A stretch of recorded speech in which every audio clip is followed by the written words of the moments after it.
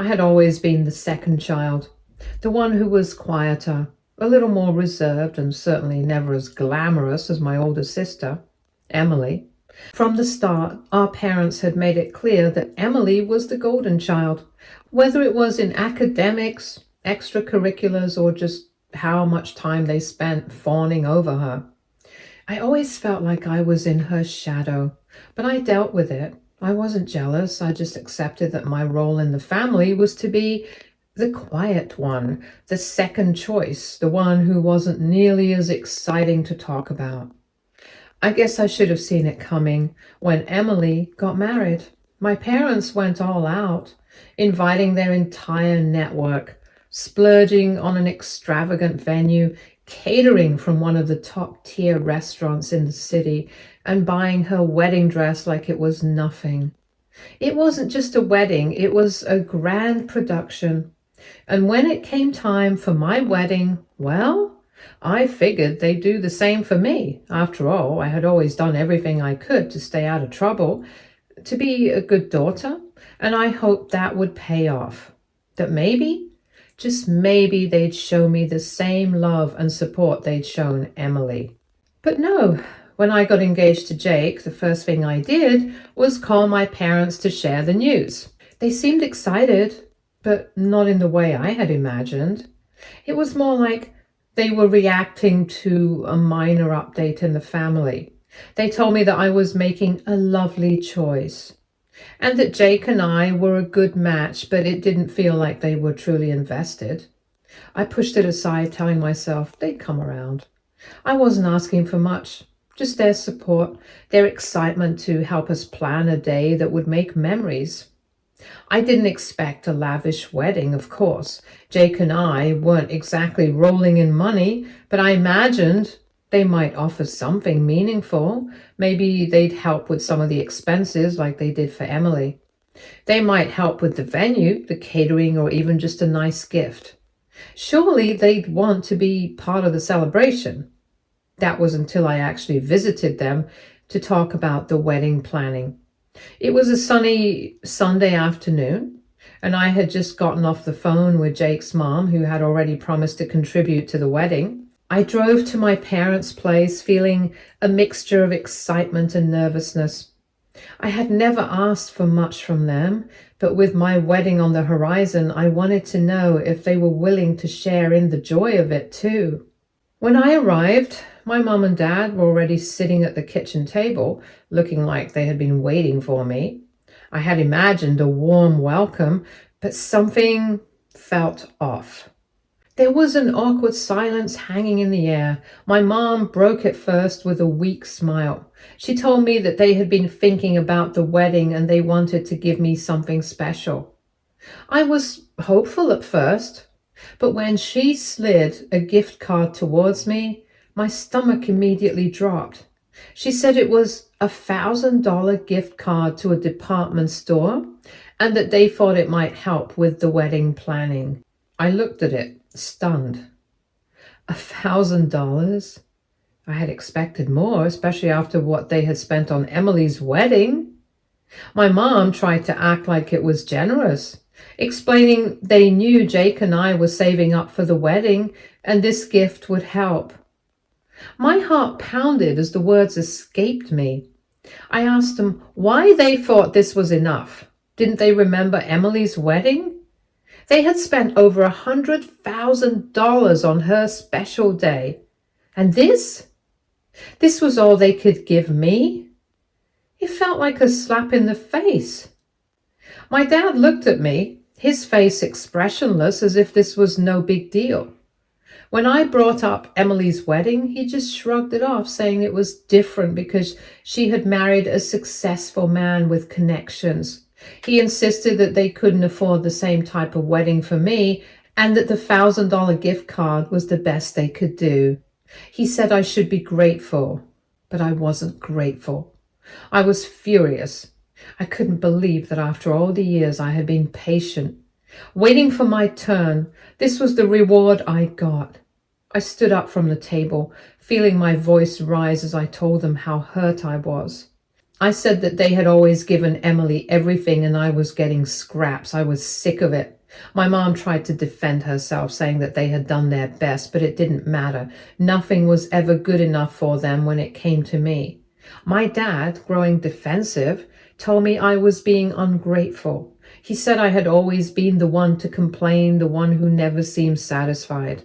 That only made my anger grow. I shot back, telling them that it wasn't about being satisfied, it was about being treated like I mattered. But they didn't get it. Emily always mattered more, and that would never change. I couldn't stand it anymore. I couldn't sit there pretending that everything was fine. I grabbed the gift card from the table and tossed it down.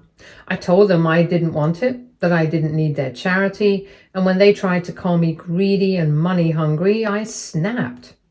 I told them Emily was the greedy one and they were always giving her everything while I got nothing.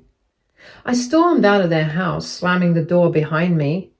My chest was tight with frustration. I could barely keep my tears in check as I drove home. I felt like a fool, forever hoping they would see me for who I was, just as deserving of their love and support as Emily. But I had been wrong. The truth was clear now. I wasn't their priority. Emily would always be the favorite, and I would always be second. Actually, scratch that. I was nowhere on their radar. As I drove, I felt the weight of my years of patience and understanding come crashing down. It hurt more than I could have imagined. I had always told myself that one day they'd treat me as equally as they treated her, but that day was never going to come, and now I couldn't stay silent anymore. Is it too much to expect our parents to treat us the same? Update 1. Every word my parents had said replayed in my head like a broken record. The way my dad had dismissed my feelings, the way my mom had tried to make it seem like $1,000 gift card was a generous contribution. It all made me feel small, insignificant. For so long, I had convinced myself that they would come through when it really mattered, but now I realized how wrong I had been. When I got home, Jake was sitting on the couch, his laptop open in front of him as he worked on something for his job. He looked up the moment I walked in, concern written all over his face. He asked how the conversation with my parents had gone, and I just shook my head, unable to speak at first. I dropped my bag by the door and sat down, feeling the weight of everything hit me all over again. Jake closed his laptop and moved closer, waiting patiently for me to say something. I finally told him everything. I explained how my parents had brushed off my concerns, how they'd thrown the $1,000 gift card at me like it was some grand gesture, and how they had outright dismissed the blatant disparity between what they'd done for Emily and what they were willing to do for me. I could feel my voice shaking as I spoke and the anger bubbling up again. Jake listened quietly, his expression shifting from concern to frustration as I recounted the events. He said that it was unbelievable how my parents could justify such blatant favoritism. He reminded me that I wasn't asking for a 6-figure wedding like Emily's. I was simply asking for some acknowledgement, some effort. Hearing him validate my feelings was a relief, but it didn't make the pain go away.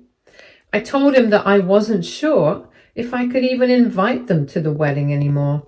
How could I stand there, celebrating one of the most important days of my life with people who clearly didn't think I deserved the same happiness they had given my sister? Jake said that we should support whatever decision I made. If I wanted to cut them out of the wedding, he'd back me up. If I wanted to give them another chance, he'd be there for me too.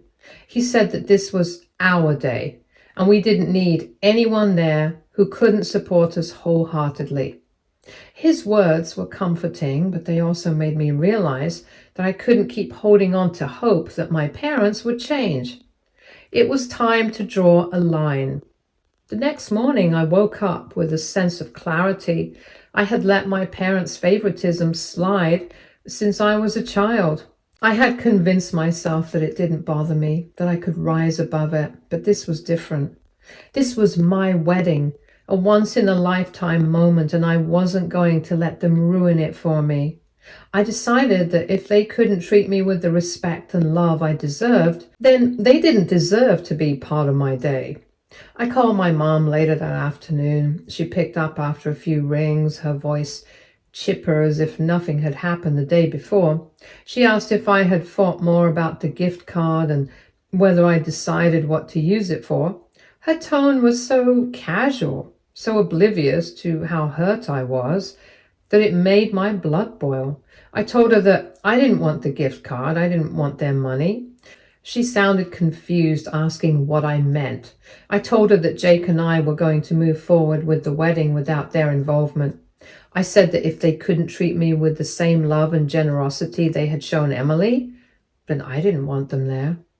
My mom was silent for a moment before she started to argue. She said that I was being dramatic, that I was overreacting. She insisted that they loved me and that the gift card was all they could afford. I could hear the defensiveness in her voice, but I wasn't buying it. I calmly told her that actions speak louder than words, and their actions had made it clear where I stood in their priorities. I said that this wasn't about the money, it was about the principle. If they couldn't see that, then there was nothing more to discuss. She started to cry, saying I was being unfair. She said I was punishing them for doing their best, but I stood firm. I told her that I wasn't punishing anyone. I was simply not involving them because that's all I could afford. I said that I had spent my whole life being the afterthought, and I wasn't going to let that happen on my wedding day. She tried to say something else, but I cut her off. I told her that I needed time and space as I had my wedding preparation to do with my other mom and dad, my in-laws, and I ended the call.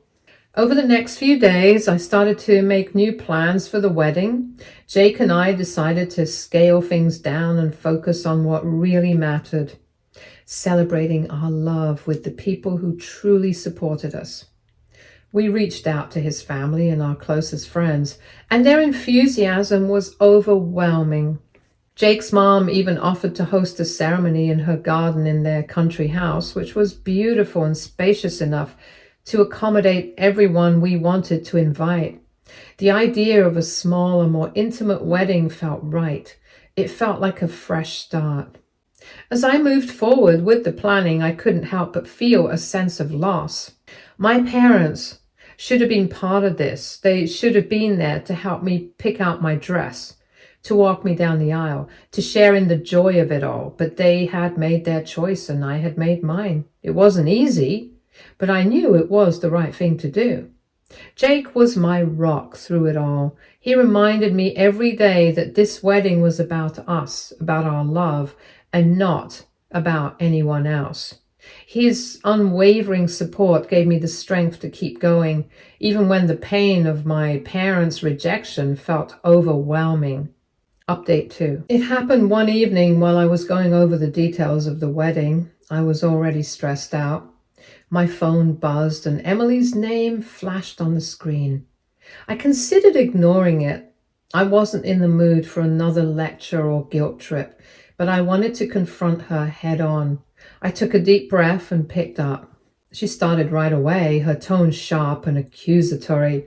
She said she couldn't believe I was still dragging this out and that I needed to stop being so dramatic. She went on about how I was tearing the family apart and how our parents didn't deserve to be treated this way. I let her talk, her words washing over me like background noise until I couldn't take it anymore. I interrupted her, my voice calm but cold. I told her that she didn't have the right to lecture me about family when she had been the center of everyone's universe her entire life. I said that she had no idea what it felt like to be overlooked, to be treated as if you didn't matter because she had always been the golden child. I could hear her sharp intake of breath, but I kept going. I told her that I had spent my entire life being compared to her, living in her shadow. I said that our parents had bent over backwards for her, not just with her wedding, but with everything. Her education, her career, even her petty whims. Meanwhile, I had been left to fend for myself. expected to be grateful for the scraps they threw my way. I told her that the $1,000 gift card wasn't just an insult, it was the final straw.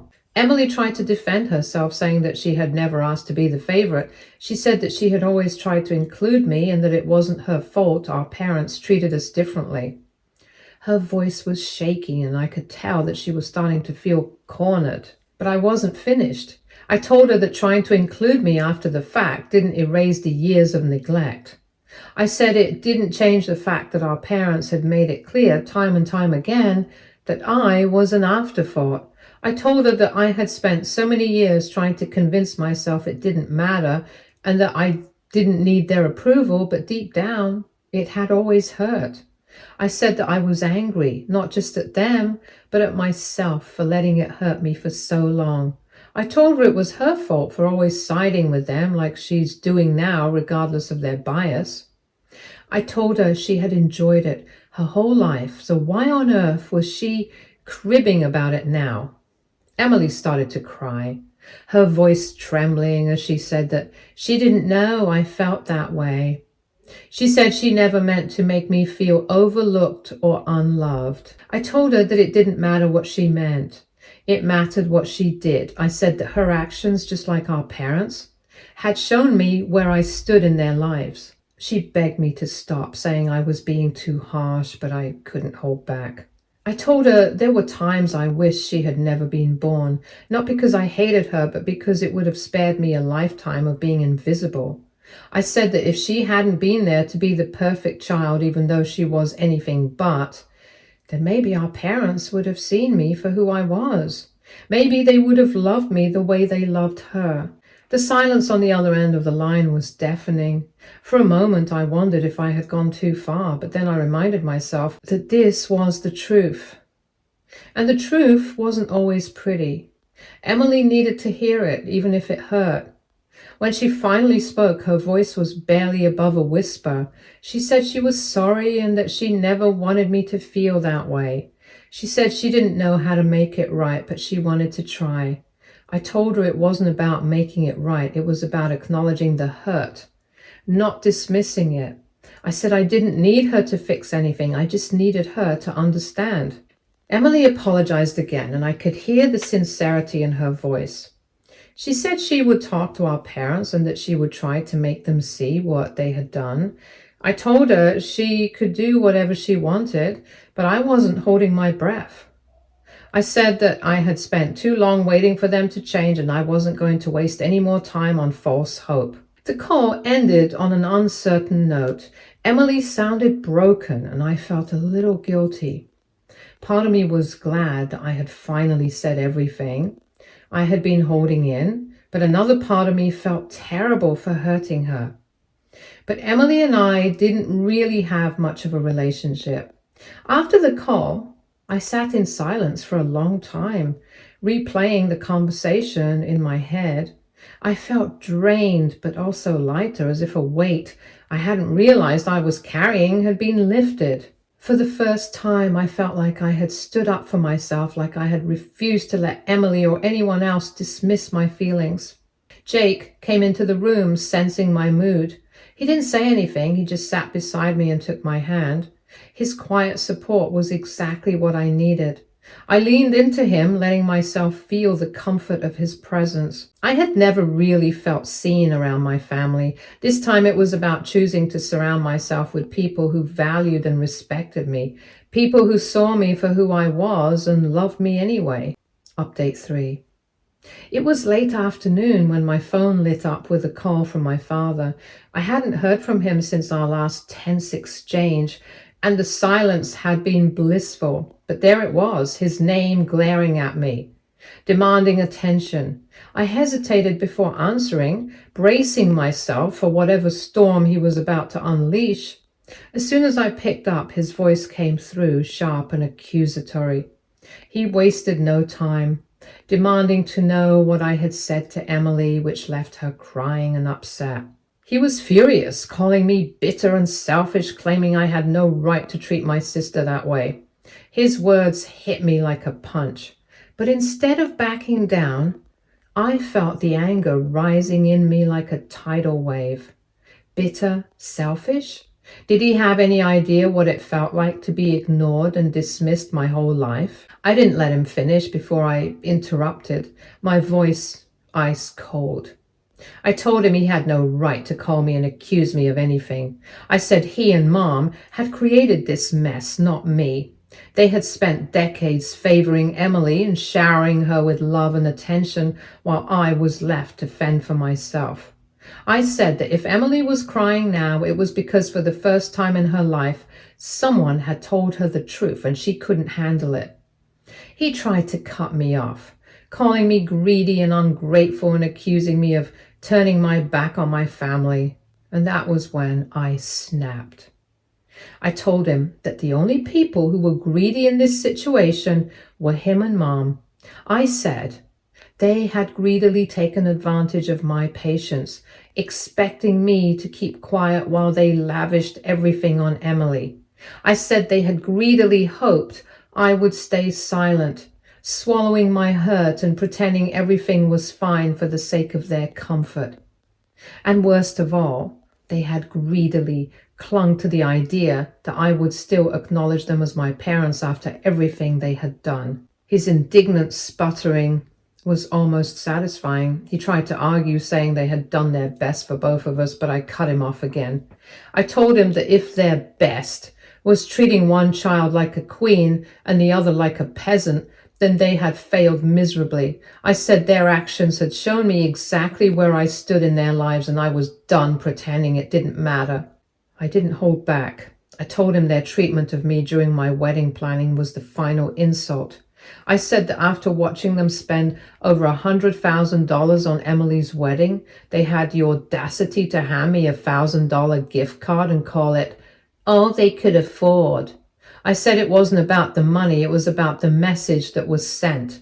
They were telling me loud and clear that I wasn't worth the effort. I told him even if they had given me no money but wanted to be a part of the preparations, I would have been more than happy. His voice rose, defensive and angry, but I wasn't done. I told him I had spent years trying to earn their approval, bending over backwards to prove I was just as worthy as Emily. But I was done now. I said that if they couldn't see my worth on their own, then I didn't want their approval. I didn't need it. I could feel my heart racing, but I didn't stop. I told him that I had finally realized something. Family isn't about blood. It's about love, respect, and mutual care. And they had failed me in all three. I said that I had found a new family in Jake, his parents, and the people who truly cared about me. I didn't need them anymore. There was a long silence on the other end of the line. When he finally spoke, his voice was quieter, almost hesitant. He said he didn't understand where all this anger was coming from. He said he thought we had a good relationship. I almost laughed at its absurdity. I told him that the only reason he thought we had a good relationship was because I had spent years biting my tongue and pretending everything was fine for them because I didn't want to hurt them. I said that I was tired of pretending. I was tired of being the dutiful daughter who put up with their blatant favoritism. I was tired of being the one who was expected to forgive and forget while they continued to treat me like I didn't matter. He tried one last time to guilt me, saying that I was being unfair and that I was overthinking all of this because of the wedding stress. I asked him if he knew the difference between $100,000 and $1,000. I asked him if that seemed unfair. I told him that the family had been broken long before this. I said that he and Mom had chosen to divide us when they made it clear that Emily was their priority. I told him that if he wanted to fix things, he needed to take a long, hard look at himself and Mom and ask why I felt this way. But I wasn't holding my breath. I told him I wasn't expecting him and Mom to be parents to me or grandparents to my children. I told him I didn't want my children to go through the same hurt that I had gone through, so this time I was going to be greedy. I ended the call before he could say anything else. My hands were shaking, my heart was pounding. But I felt an overwhelming sense of relief. For the first time, I had stood up to him, to all of them. I had said everything I had been holding in for years, and I didn't regret a single word. Update 4. 4 months have passed since the day I firmly closed the door on my parents and Emily, and honestly, I don't regret it. My wedding came and went, and no, my parents weren't invited. I know some of you are curious about that, wondering if I softened up or if they made amends in time. Let me be perfectly clear. They didn't, and I didn't. The wedding was beautiful, intimate, and filled with love. I walked down the aisle surrounded by people who genuinely cared about me and Jake. My parents weren't there, but their absence didn't leave a void. In fact, it felt like a relief. There were no tense moments, no judgmental stares, no snide remarks. It was a day focused on our happiness, as it should have been. I've gotten questions about how my extended family reacted to my decision. Honestly, they didn't care much about my parents being excluded. The only time they ever really weighed in was when money came into the picture. Some relatives did ask if I was sure about cutting ties, but I reminded them that my parents made their choices and I made mine. Most of them accepted that and moved on. When it came to the guest list, I only invited a handful of relatives, those who had treated me with kindness over the years. These were people who, though not incredibly close, had shown genuine care whenever I saw them. They weren't the type to play favorites or meddle in family drama. And that was enough for me. As for Emily, she tried to contact me a few times in the weeks leading up to the wedding. I'm not sure what her intentions were, whether she wanted to apologize, reconcile, or stir up more drama, but I wasn't interested in finding out. Every call and message went unanswered. I wasn't being petty, I was just done. After my last conversation with my father, I realized that continuing to engage with them was a losing battle. Every call and every interaction only left me feeling drained and bitter. So I stopped answering altogether. I blocked their numbers, ignored emails, and shut down any attempts to reach me through third parties. They weren't worth the emotional toll anymore, and I'd completely given up on the idea of a relationship with them. Jake and I have been focusing on building our life together, and it's been nothing short of amazing. He's been my rock through all of this, supporting me every step of the way. We've settled into a rhythm that works for us. I feel genuinely happy. But that's not the only reason I'm smiling these days. There's a new chapter on the horizon, one that I'm beyond excited about. Jake and I are expecting our first child. Yes, you read that right. I'm pregnant. We found out a week ago, and the joy has been overwhelming. After everything that's happened, this feels like the ultimate blessing. Jake has been doting on me non-stop, making sure I'm comfortable and happy. And for once, I feel like I'm part of a family that truly loves and values me. This baby represents a fresh start, a chance to create the kind of loving, supportive family I always wanted but never had. I've promised myself that I will be the kind of parent who sees their child for who they are, who loves them unconditionally, and who never makes them feel second best. Of course, I'm aware that this news might eventually make its way back to my parents. They might hear about it through other relatives, and I wouldn't be surprised if they tried to use it as an excuse to worm their way back into my life. But I've already made up my mind. They made their choices, and now I'm making mine. This is my family now. Jake, me, and our little one on the way. We're building something beautiful together, and I won't let anyone tarnish it. My in-laws will make beautiful grandparents. To those of you who followed this journey, thank you for your support and understanding. Here's to moving forward, to new beginnings, and to the family we choose to build. Stay tuned for more stories from our girl relationships.